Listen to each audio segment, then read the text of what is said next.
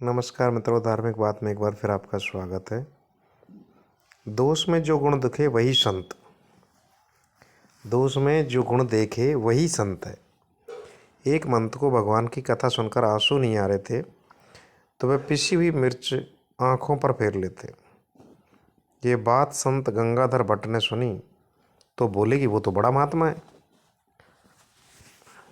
गंगाधर भट्ट हृदय के बड़े सरल थे, राधा कृष्ण की प्रेम लीला के रसास्वादन में डूबे रहते थे। दो साधुओं ने भट्ट जी का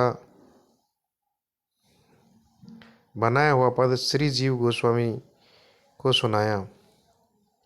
सखी हो श्याम रंग रंगी, देखी बिकाए गई वह मूर्ति, सूरती माही पगी। इस पद को सुनकर श्री जीव गोस्वामी बहुत प्रसन्न हुए और भट्ट जी को रस तत्व बतलाया।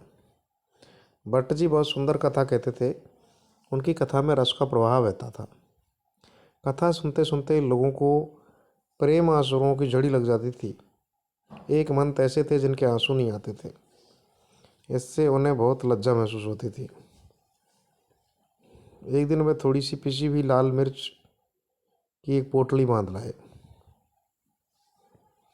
जब कोई रस का प्रसंग आता तभी ये मिर्च आंखों फेर लेते, जिससे आंसू निकलने लगते। पास बैठे हुए व्यक्ति ने यह सब देखकर भट्ट जी से शिकायत की।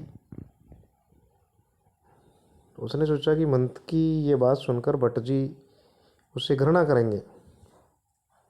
ये बात सुनकर भट्ट जी बोले, वह तो बड़े महात्मा हैं, मैं अभी उनके दर्शनार्थ जाता हूँ, कहकर मंत के घर पहुँचे।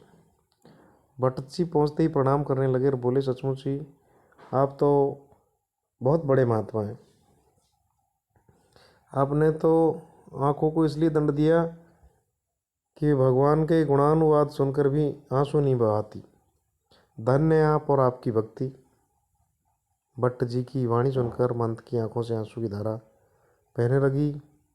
दोष में गुण देखना ही संत का स्वभाव है। धन्यवाद।